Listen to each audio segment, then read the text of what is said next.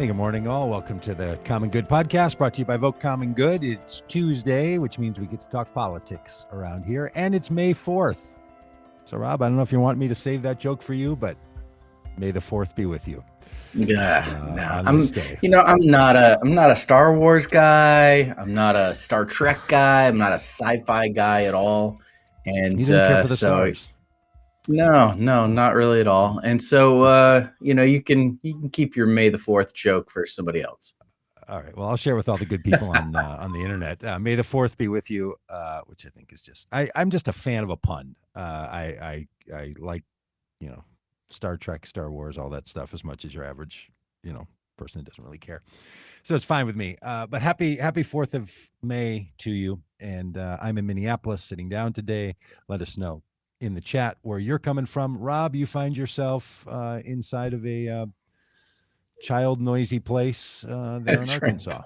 Right. I apologize for that. There's kids in the building today, and they are they're a little loud. So apologize for any background noise. I'll be hitting the mute button while you're talking, Doug. That's my plan. But I'm coming from the office in Fayetteville, Arkansas. Yeah, well, I think Sitting it's kind of down, a nice as thing always. you've got. Yes, as always, as one does when they're Robb Ryerse.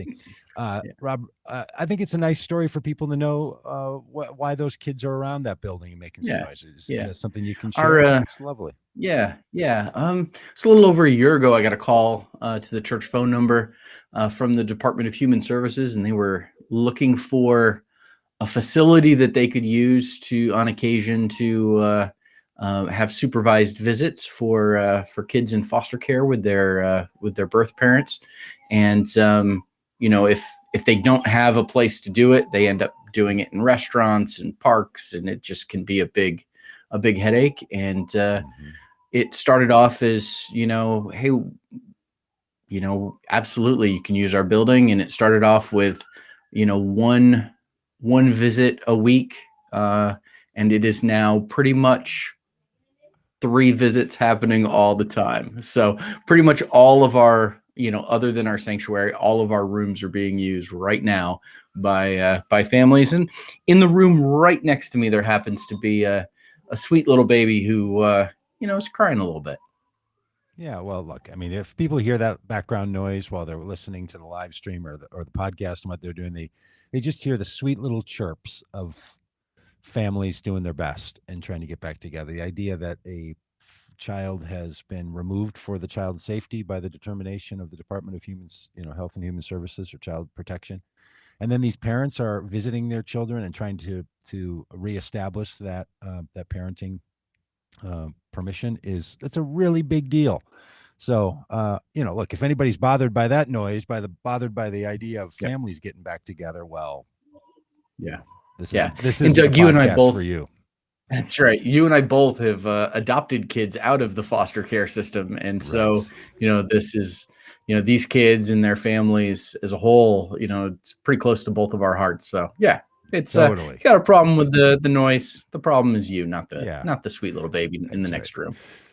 Now, truth be told, if that were my children in my house making that noise, I'd tell them to, keep Knock it down. It off. Yeah, that's right. That's right. It's got work to do, but it was somebody else's. That's right. Family working on their family life together. So that's a wonderful thing. And one of the ways that we have talked about family coming back together in the political space has been around the border, family reunifications, and moving away from the Trump policies of the last 4 years to use family separation as a punishment for people that have wanted to cross the border seeking refugee status or asylum seekers, and then to separate them from their children as a deterrent is what they've been doing. Well, around Vote Common Good, we are going to try to raise awareness around that. So, Rob, I have brought props. Yesterday, I don't know if you watched the podcast, but yesterday I wore multiple hats. And today I have now put on my cycling hat, which, by the way, I have a mirror on the side so that I can look behind me and see automobiles. And I'm wearing my hat because Vote Common Good is going to ask people to hop on a bike and put their feet to the pedals and raise awareness around our immigration policies and our border practices, what we're calling the We the People for a Common Good and Immigration and border practices rides. We're going to ride in cities all over the country. So if you're listening to this and you're thinking, you know what, I care about immigration, I care about border practices, I care about families being treated well, I care about this country's growth and extension and its goodness and kindness, and I want our country to be better, and I want to let my voice be heard in these areas. Well, we would love for you to be part of this by hosting a bike ride in your town.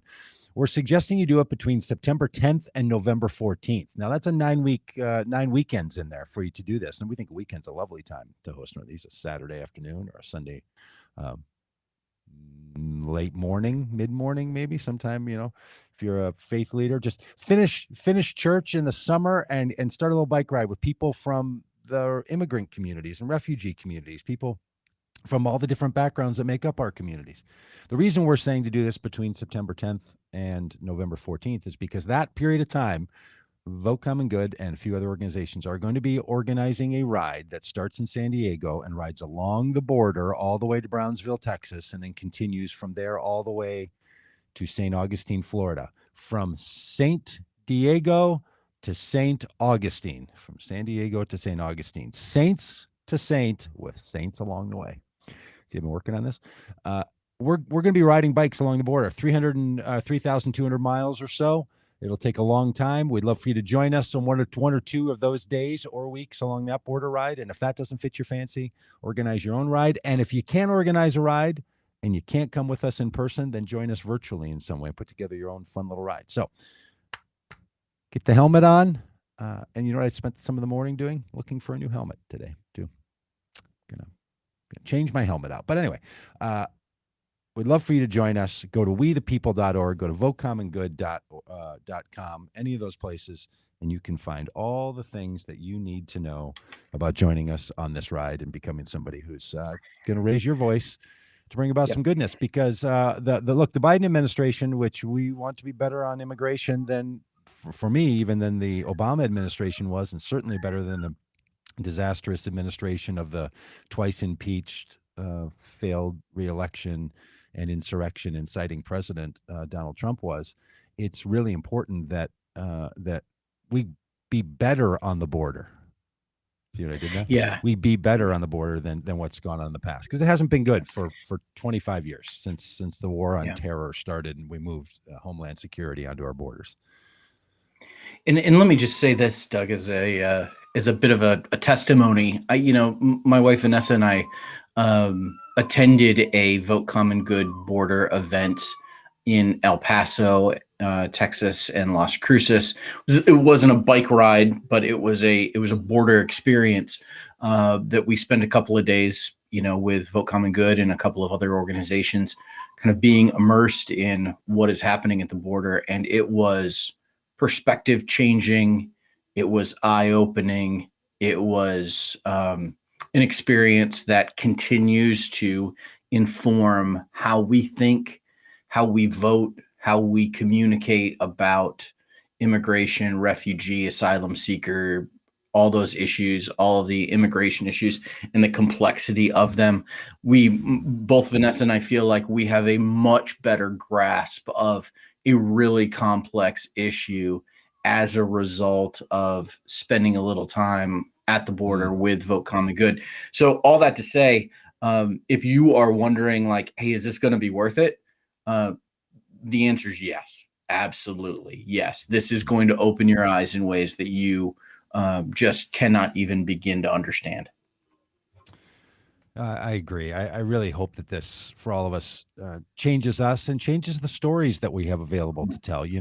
Much of life is storytelling. That's, I was just on a phone call with somebody who does a bunch of neuroscience work and talking about how people come to believe things and how we change our beliefs and what the neuroscience is about that. And one of the ways that they describe this is that we take in data and we align that data up into facts.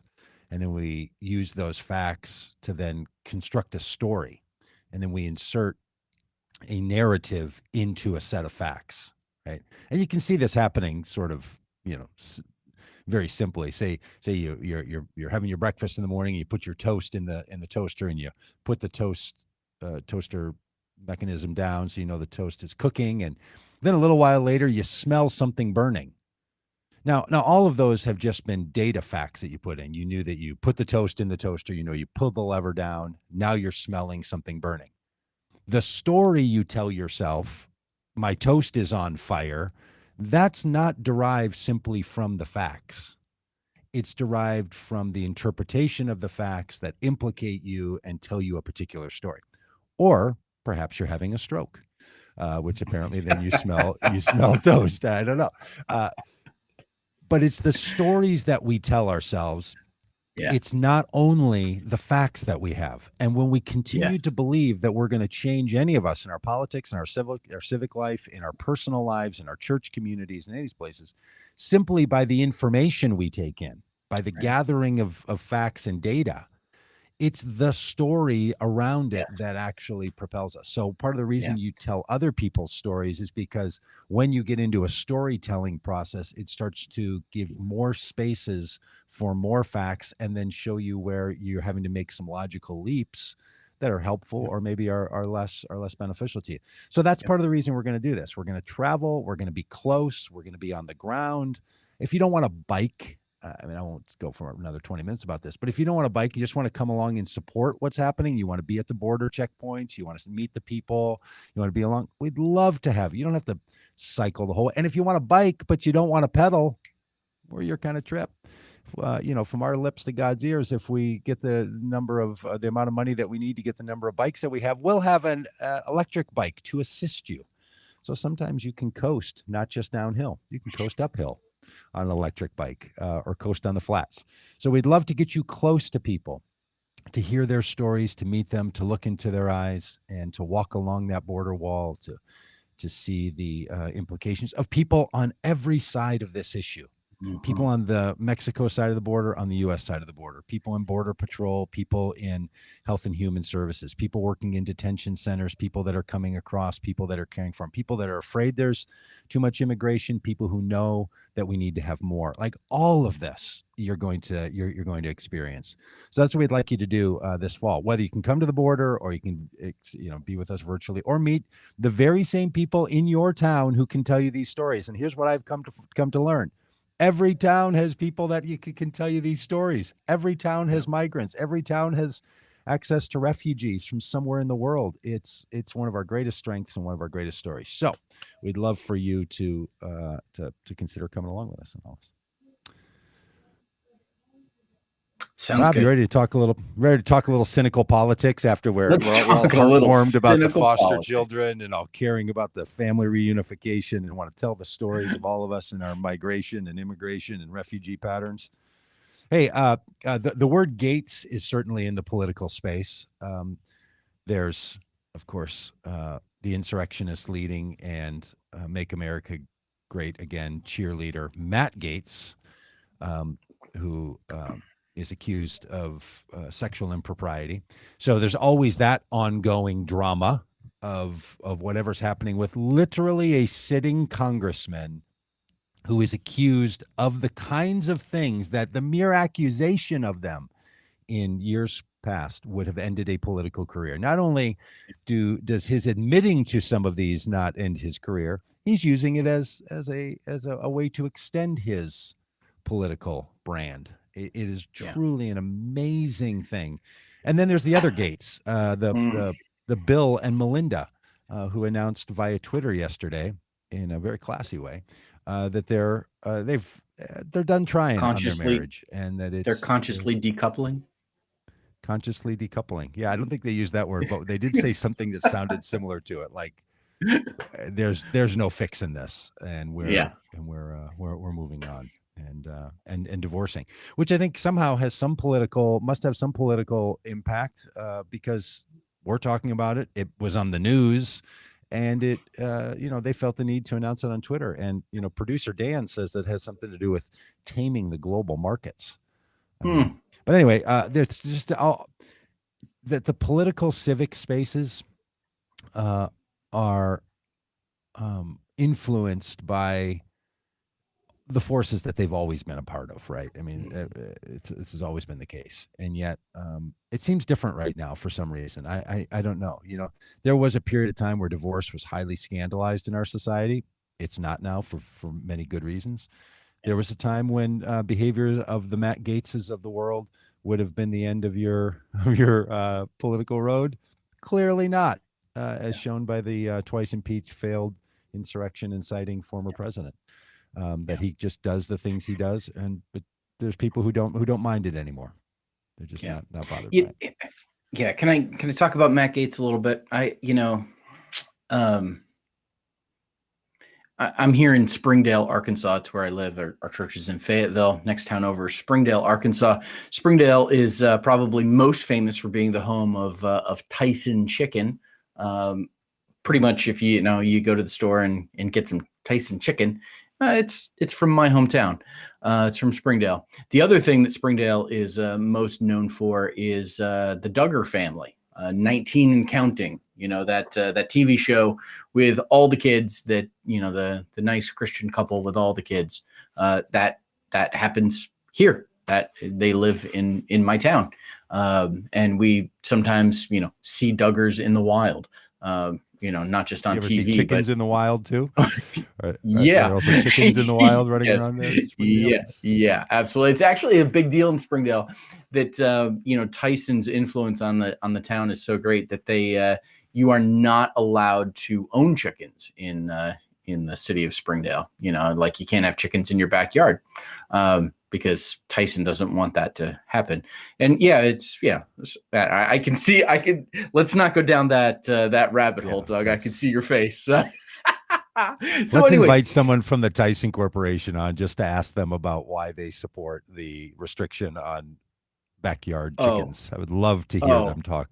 There would be a lot of things to talk to the Tyson folks about, and their treatment of immigrant workers and migrant workers here in our town is one of them. But one of the great exports of Springdale, Arkansas, one is Tyson chicken, and the other is the Duggar family. And you probably saw the news that the eldest son of the Duggars, Josh Duggar, was arrested in Fayetteville this week on federal child pornography charges.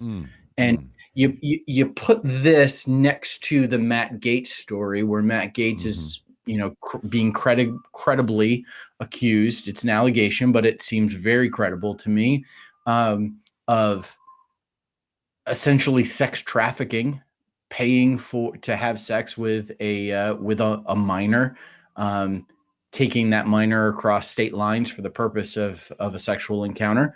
And even, it's not even right to call it a sexual encounter. It's statutory rape is what it is. And this is just so infuriating to me, not just because, this happened with these two individuals, but because the Venn diagram of people who posted on Facebook about hashtag save the children, who believe that there is a pedophile ring run by Hillary Clinton and Joe Biden out of the pizza place in Washington, D.C. The Venn diagram of people who think that, and who think that, the Venn diagram of the save the children people and supporters of Matt Gaetz and Josh Duggar. Yes. It's a circle. It's a circle. It's the same people. It's the same people. And yeah. It is absolutely infuriating to me that, and we saw this, and we used to, I used to rant about this on our This Guy's Got to Go podcast, because one of the things we saw with Donald Trump is you could always tell what Donald Trump was up to because he would accuse his enemies of it. There was a projection on his part that was so common. And what we have here with Matt Gaetz and with Josh Duggar is that it's a projection where these Republicans have created this narrative, this story about, children being in danger, sex trafficking, hashtag save the children, when it is in fact Republican and not just Republican, but conservative, Christian, religious, right leaders that are doing the very thing that folks are accusing Hillary Clinton and Joe Biden of, and nary a peep about it. Like, Right. yeah, oh, it is absolutely infuriating.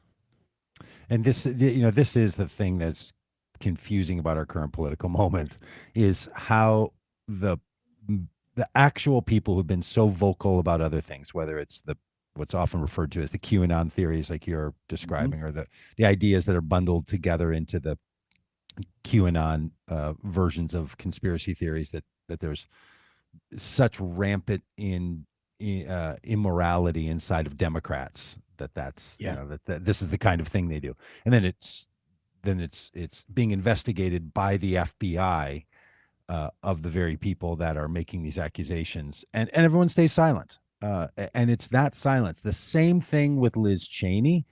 You just think, like, Mhm. what truly has gone on with Republicans? And at some point, the Republicans do have to take a longer inventory. You remember back after they lost the election, maybe it was after McCain, or it was certainly after Romney, and there was this idea that we need to do a political autopsy as Republicans. They were saying we have to look at what went wrong. At some point, you have to ask the question, like, how did the Republican Party become the party where Liz Cheney cannot speak up about the president being behind inciting the insurrection without losing her leadership role in the Republican Party? Yeah. Like, how Yeah. did this happen? Was it just the retirements? Is it just the fact that people who weren't into all that left? Which is one of the things that happens across our society when good people retreat and leave Mhm. and step away, then it turns it over to the most extreme elements. That's just true across many industries Mhm. and many issues. Is that what's going on? Or is there something inside the core argument of republicanism from the 1980s and through the 1990s and into the 2000s that actually was the primary breeding ground for this kind of thing? Yeah. What was there a set of conditions in which uh, it should have been known and was known that this kind of thing was brewing? Because the idea that the Matt Gates, the Lauren Boberts, the Marjorie Taylor Greens, these people, the Donald Trumps, and then all the people who love what he's up to, just love it. And as I tried to argue last week, even the McCarthys of the world who say they just want to be speaker, but I think they're just in with Trump. I mean, these people are not they're not running from him because they're afraid anymore. They just think it's the best version of politics that they can imagine, and they Hmm. think they think it's great. I don't know. You- at some point, the argument can't simply be these people are just gutless. At some point, it has to be, Yeah. no, I think they buy this stuff, and there's just Yeah. enough in it. Now, they don't like all of it, right? It's sort of the way I felt after I ate a Wendy's spicy chicken sandwich yesterday. Yeah, it wasn't for all of it. A little too bready, a little too fast foody, a little too fried, but overall, yeah, no, I went there and ordered it. I ordered it on purpose, and I ate it. And when I finished, I was simultaneously satisfied and disappointed in myself. So yes, no, Yeah. there's not every single thing in the chicken sandwich that is the Trumpism and Make America Great, but these people are ordering this on purpose. Like, they Mhm. are in. Mitch McConnell is in. He is unwrapping a spicy chicken sandwich of his own to enjoy, and then we'll say, boy, I wish I wasn't eating so much fatty foods. But Yeah. I think they're doing it. And what is it in republicanism that has not only tolerated this, but has perpetuated it to the point that there's just we could go on and on day after day, and there's whole news outlets that do, that need to. And we're not just trying to harp on this around here. I just think it's important that we keep it up and we stay in front, and we remind people of the impeachments, we remind people of the insurrection, we remind people of what the drastic choices are. Because Mhm. Democrats are not a perfect party. Democratic candidates are not perfect candidates. Joe Biden is not the ideal president. But this other crowd, this thing has just gone absolutely bananas. Yeah. Yeah. I don't know if you saw this morning, Doug, that Nancy Pelosi put out a statement about the Oh, Liz Cheney situation. Um, ooh, I'd like to read it for you. It's entitled yeah. "Non-Threatening Female." This is on the Nancy Pelosi, Speaker of the House. Apparently has a blog, And this is what it says. Seeking replacement for House Republican conference chair. Word is out that House GOP leaders are looking to push Representative Liz Cheney from her post as a House Republican conference chair, their most senior woman in GOP leadership, for a litany of very Republican reasons. She won't lie. She isn't humble enough. She's like a girlfriend rooting for the wrong team, and more. So what exactly are House GOP leaders looking for in a number 3? Punchbowl AM got the scoop, and well, it's not surprising. They want a woman who isn't a threat to them.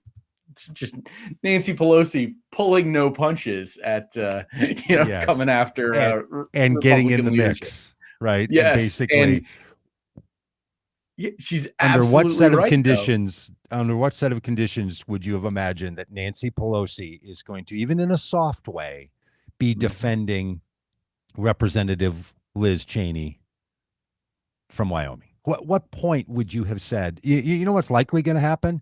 Liz Cheney's going to get a little bit of boost and support from Nancy Pelosi. Who could have thought that the divide would become this way? Rob, what do you think about this notion that it's no longer about right and left? It's no longer about conservative and progressive or liberal, that it's about insider and outsider?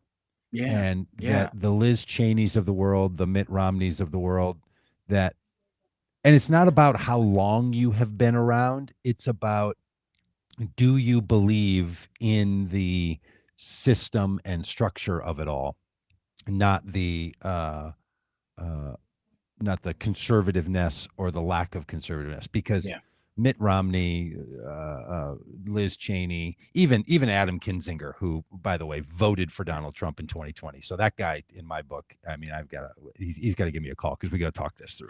But now he wants to be all anti-Trump, but he certainly wasn't anti-Trump, on the first Tuesday in November. Yeah. What do you think, though, about this idea that's about, and by inside or outsider, I don't mean who has power. I mean, who wants to tear it all down? That the people who support Trump are actually, and when they say he was such a great president, I mean, they've already tried to recast this guy as an effective president, and all of what they do is all about tearing down the system that exists. So the things that you and I, rail about here on this podcast and other people get angry about when they think of Donald Trump, those are strengths, not weaknesses to people. What do you think about that idea? Yeah, I think you're right. And what's interesting to me is that there is there's kind of this populist movement of it's not right versus left. It's not Republican versus Democrat. It's actually people versus the establishment. That narrative is a narrative that, the Bernie Sanders wing of the Democratic Party plays into. And I personally have absolutely, been a part of that. And there's the flip side of the coin, though, is the Trump supporting populists, where, there's, oh goodness, both sides of this kind of populist strand use like revolutionary terminology, like, we're going to have a revolution for the revolution. And, on the Bernie Sanders side of things, it's kind of, economic and that kind of thing. And then on the the Trump side of things, it's the 1776.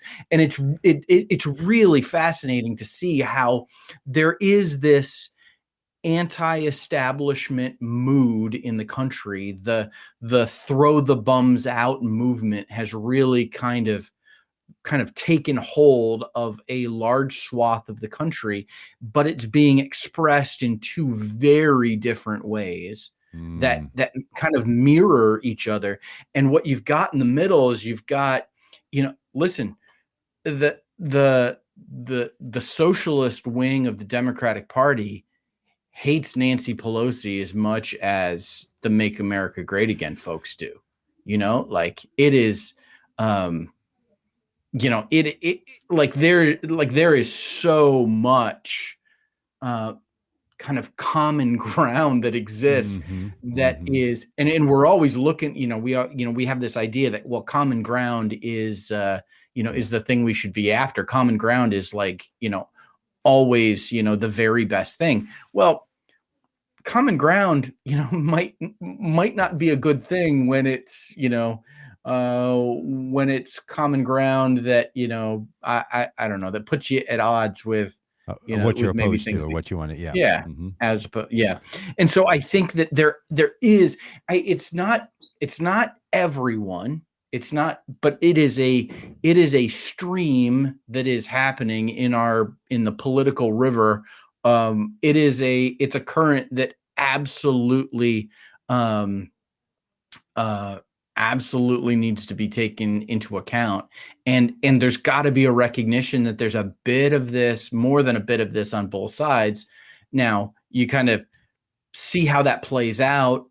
One side kind of, is challenging incumbents in primaries, and, an equal evil to, storming the Capitol. No, of course not. So Right, right. I don't think there's like I'm not trying to make a moral equivalency here, because I think, what, the AOCs, the Cory Bushes, the Jamal Bowmans, the Bernie Sanders of the world have done is much greater and much healthier than how it's been expressed on the right.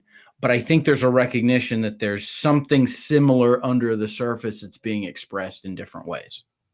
Yeah, I think you're right, and that's getting one's finger on that and trying to tap into what that is uh, that's the holy grail. You brought up the 1776 commission, which is something that the Trump people wanted to push because the New York Times had done a big lead on something called the 1611 commission, and the idea being, where do 1619. you 1619, thank you. Where do you 1611 is where the do King James Bible. You're switching into pastor mode there. Thank you. Good point. The 1619, as the time when the first slave ship arrived in the United States carrying African slaves for the then English colony and the slave trade from England. And one of the questions for the American experiment is, where do we start our story?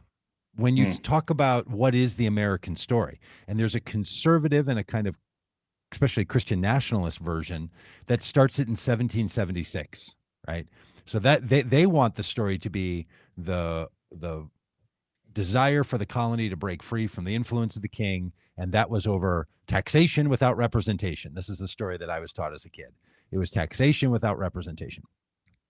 And that's what it was, and it had something to do with tea and something to do with taxing the tea, and then all the money the government's going to make, so we're going to tip the tea over into the harbor, and off we're running, telling the king that we're not going to stand it anymore.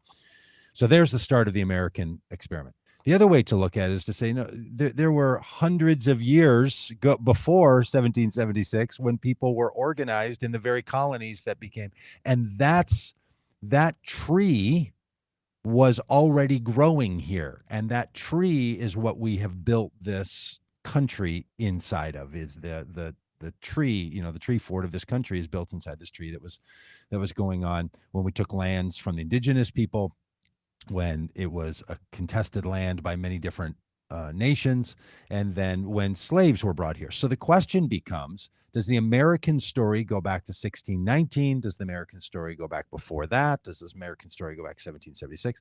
And all of this, again, is the story that we tell ourselves, and our political story of where we're beginning and what it is that we have to contend with, right? So the Revolutionary War was in part fought because England, between 1619 and 1776, England had abolished slavery, made it illegal.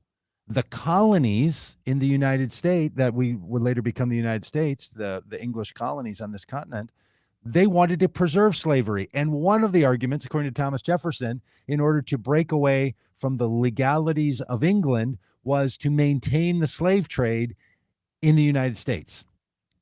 So was slavery one of the reasons that this country was born, to preserve slavery? Yes, many people would argue. And these are the arguments that are still sort of going on. And I just wonder about what layering of time is that of the stuff we're talking about today that that is very complex into why the parties are the way they are, why the small government crowd is the way that it is, why the outsiders, why the throw the bums out narratives are the way they are. They're more complicated often than what we can see right now. Just as in 1776, it was a complicated story that was dating back all the way to the 1619 and before. So there's just a lot that's actually that's taking place here that has some rhyme to the previous ages. Yeah. And then we end up with situations where we've got Senator Tim Scott saying after, in his response to the Biden speech before a joint session of Congress, and listen, can we start those things earlier, please? Just a personal appeal. Yeah. Can we just start them earlier? It's just entirely too late. And so, we've got Tim Scott saying, we're not maybe just after dinner for the crowd that runs our government, just after dinner for the 78-year-olds, about 4:30, have a quick dinner and then have your absolutely address to Congress. Sit comfortably, digest a little bit, listen to the president speak. So Tim Scott says that we're not a racist nation, and draws ire as a result of that. Vice President Kamala Harris echoed that and said the same thing. And so we are really wrestling with how do these narratives continue to play out in our society today, and how deeply ingrained is this stuff in our collective DNA as a country. Yeah, this is the big political question that's at hand. Like, what parts of our founding narratives do we carry forward and say this is a nation that was, that was formed for freedom, for justice?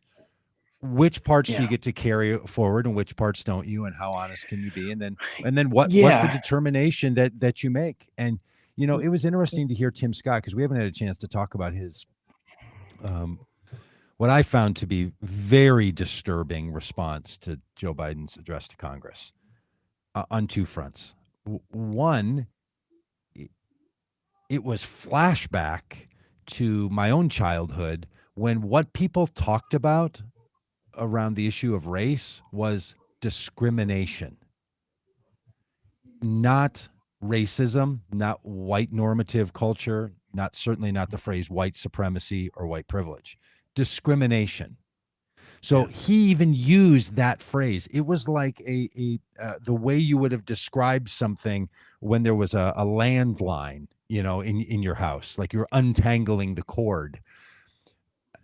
That it was, no one's really talking about, have you been discriminated against? Like, there are discrimination laws for sure, but what people are talking about now is the deeper root of the core story that exists in this country, of which discrimination is one of the casualties, one of the actions, but it's actually rooted in something differently. So what happened was Tim Scott was able to say, okay, we'll grant you discrimination. Yes, I've been discriminated against, but we're not going to go as deep into any cause of that, other than there's some people who just behave badly and they discriminate, but it's not a systems problem.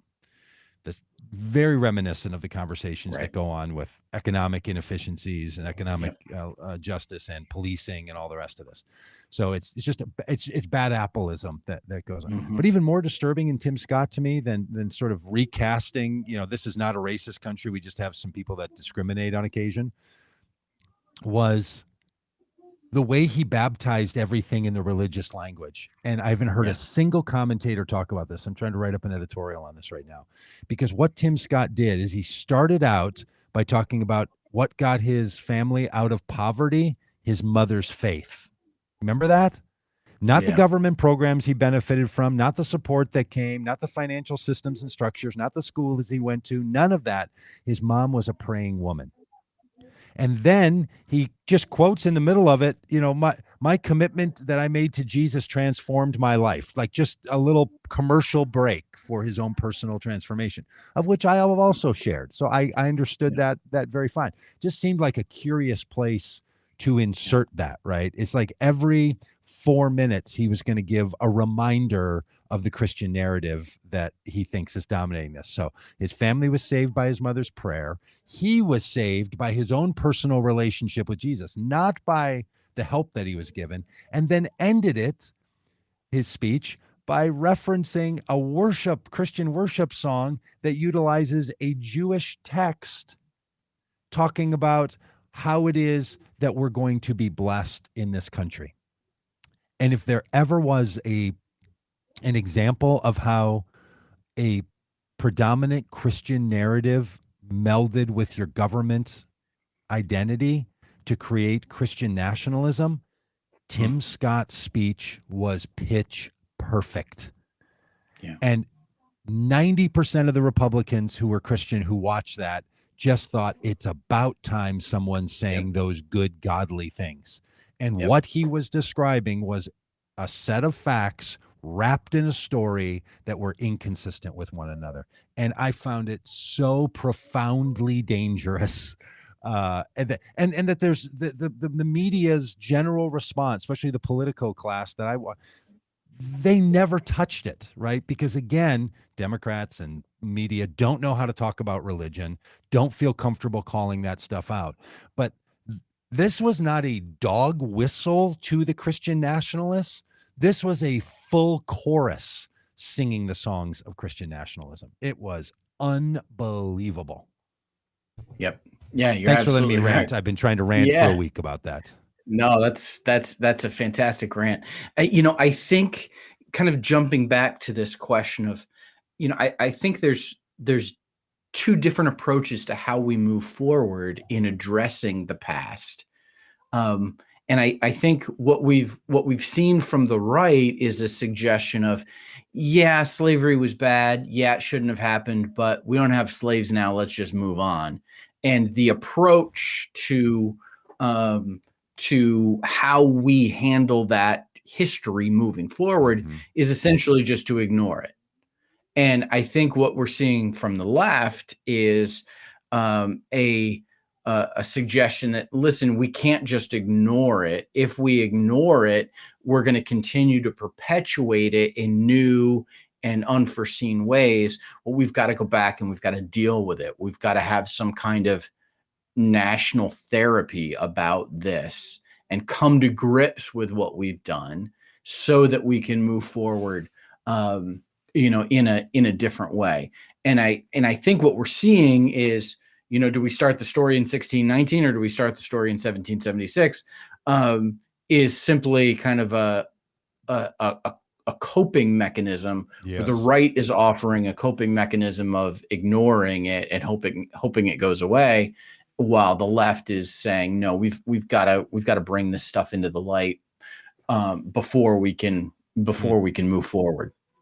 It reminds me of, I have we have a couple friends that are a couple, and they're married, and I've been with them on a couple of occasions where somehow it has come up where the question was, hey, so how did you guys meet? When did you first meet? And so the woman tells the story, and it's lovely and fun and full of like details and just a really fun story of their first meeting. The husband then, almost on cue, because he's done this for years, says, but as I say every time, that was actually our third date and not our first date. That's not how we met. That was, we'd gone out 2 other times and chatted a bunch in between. And then she said, yeah, but 2 things. One, that's a better story the way I tell it. And it's when I feel like I really met you. Like, this is when I really got to know you. Right. So in their 2 lives, and nothing wrong with that, they each have an origin story that begins at a different point for a different reason. And this is one of the things that's the struggle in our country, because we are still a very young country by country standards.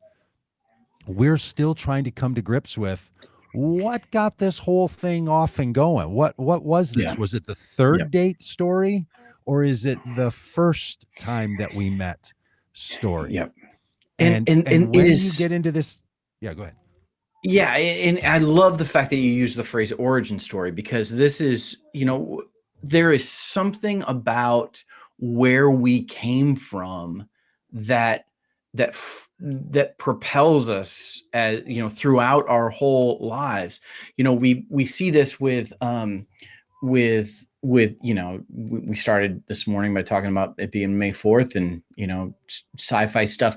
I'm also not much of a superhero guy.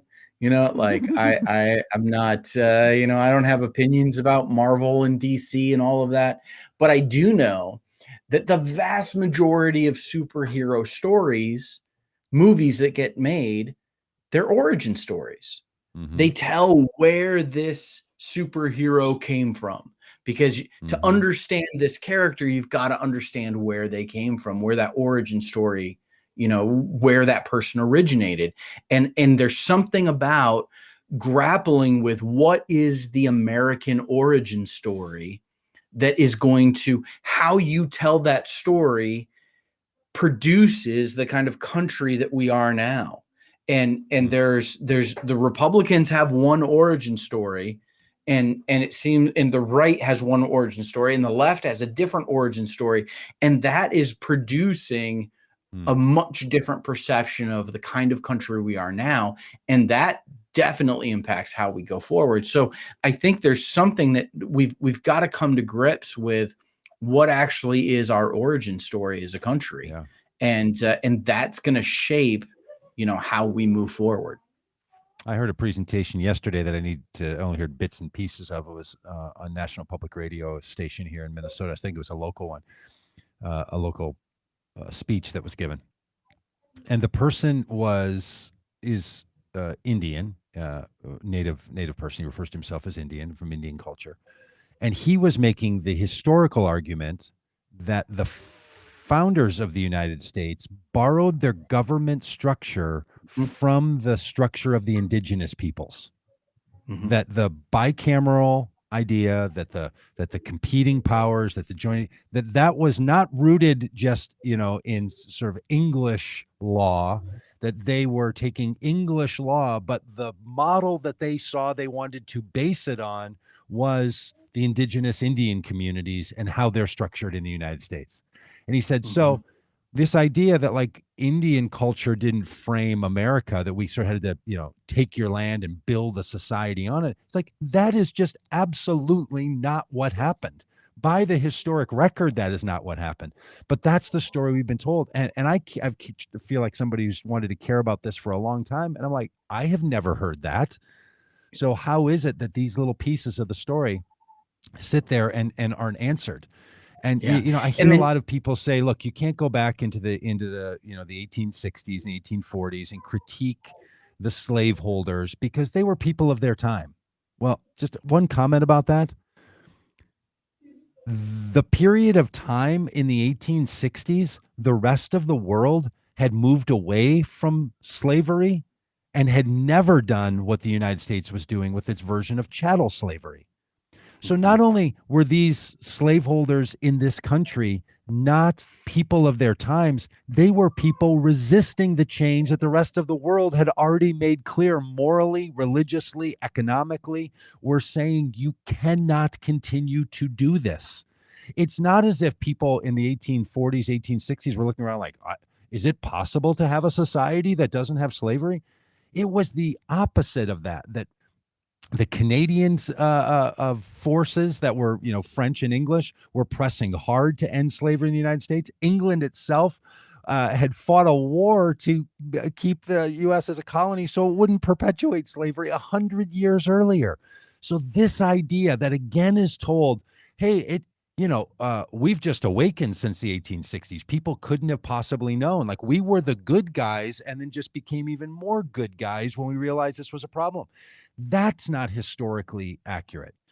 again, these data points get wrapped into another story, and it's the story that holds the power, not the data points. So this is something that our political system really has to wrestle with. So every time these current moments come to their surface, I find myself just thinking, like, I wonder how people 100 and 200 and 300 years now are going to look back at this period of time and say, like, oh, I mean, those people, what they were like, it was obvious, what the answer should have been. And it's probably not the version that we're of Christian nationalism and national Christianism that we are having to fight against in this current period of time because of the Yeah. movement of And then, just kind of bringing this into, like, this is not like, this isn't like a history lesson. Rick Santorum this week gave a speech in which he said Native Americans have no impact on American culture. Yes. And like, this is something that is common, as he was trying to make this argument for America being a Christian nation that is founded on, biblical and godly principles, completely dismissing the impact of the indigenous people on the forming of the country and the ongoing culture that exists. So, this is stuff that is happening today, like day in and day out. They're like, this is stuff that we are grappling with as a country. Mm-hmm. Mm-hmm. There is so much there. Hey, apparently the group over at Facebook where we are broadcasting this, the High Commission, the other channels, the High Commission to decide who gets to be on, who gets to be off, is going to apparently announce tomorrow or decide tomorrow. Mm-hmm. I don't know which is happening. Whether Donald Trump, the twice impeached, failed re-election, and insurrectionist inciting president, can be back on Facebook or not. And the betters, the people who know, the people who feel like they're in the flow, say, oh, they're going to let him back on. They're going to let him back on. So if you imagine, it's been 3 months. How long's your time out, according to Facebook, for inciting a violent riot as the president of the United States, as the sitting president of the United States, as the chief law enforcement officer of the United States? That even Facebook, if they do this, will be the kind of organization that says, well, I think proportionally that's sufficient. He used our platform to gin up an entire violent takeover of the U.S. Capitol to try to stop the legal manifestation of our democracy. We think this is probably enough time for him to be off our platform. I mean, look, I'm not going to be so bold as to say I'm going to give up Facebook, because it's become close to a public utility that just has to be utilized. But this is ridiculous that they're even considering the idea that this guy should ever get back on that platform. Yeah. I mean, I am ready to go. I'm going to write a very tersely worded Facebook post. I'm telling you, if this were to happen. And yeah. I heard someone say that Twitter is now waiting to see what Facebook does, and is just going to do the opposite and put themselves in contrast. So if Facebook says, no, he's not coming back on, Twitter will say, well, we'll let him back on here because we're better than them, and vice versa. So I don't know. Do you have a prediction whether the powers that be at Facebook are going to say, I think we've dealt with I think he's learned his lesson? Are they gonna Susan Collins this thing and say, okay, I think he has sat in the corner long enough, and now his misinformation campaigns should rightly be buying ads and selling services on the platform?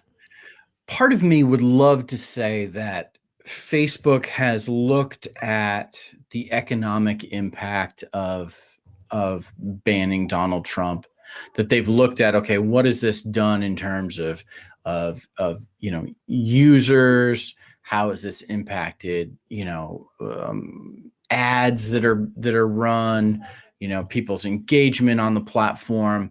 And I think there's probably some kind of business justification for letting Donald Trump back on.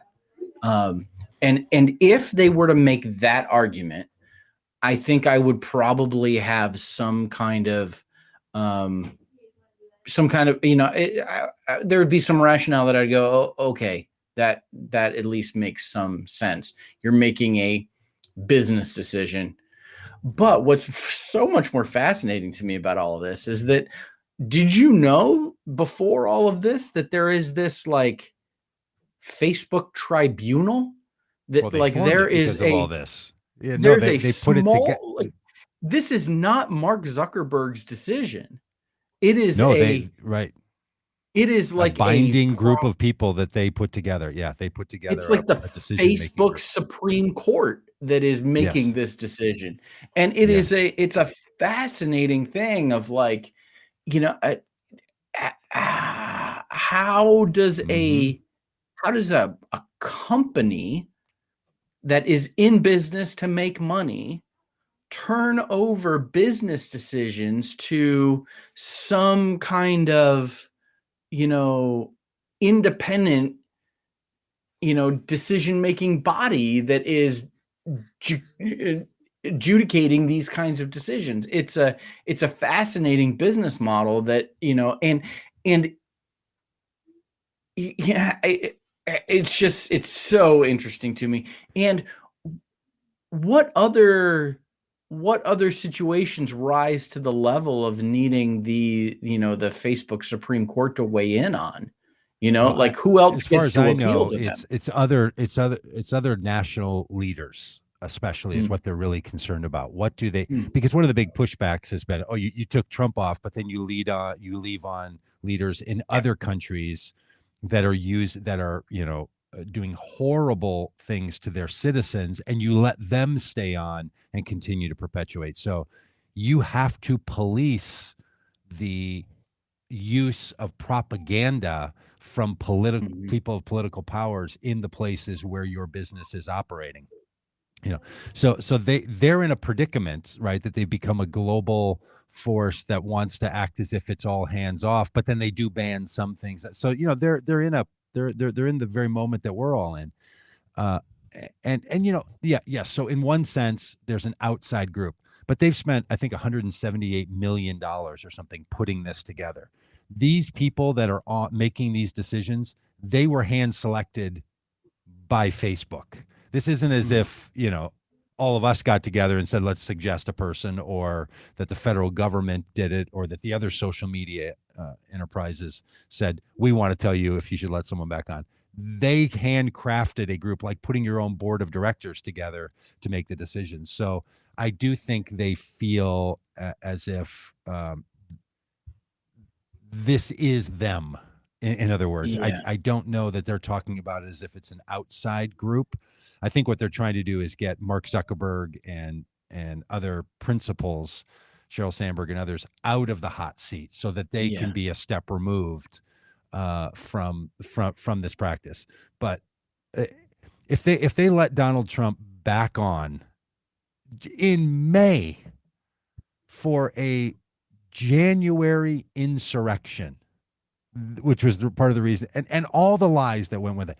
And just yesterday, he sent out a press release, a version of a tweet through a press Yes. release that spun it all again. Just like, hey, just Yeah. to be clear, you're going to let me back on, and you know what I'm going to do? Exactly what I did the day you kicked me off. Nothing will be different. And this is this is a moment where you realize, okay, that agency, that organization is not going to respond in a way Yeah. that's going to have a deterrent effect. So Yeah. all of us have to get together and stop Republicans from having political power and control at the federal level. We just have to do it. And nothing more important because we are in a wash, rinse, repeat cycle here, and it's going to come back. So nothing more important than funding the efforts of Vote Common Good. With your listening to, sharing these podcasts, going over to votecommongood.com, getting on our email list. Don't miss the donate button when you're there. What do you think? This is all free? We're not Facebook. This isn't free. Just coming to you. We're not running any ads here. Uh, uh, we'd love for you to chip in and contribute all that you can, in any way that you can, and to join us in September for the work that we're doing. But don't miss us tomorrow as well.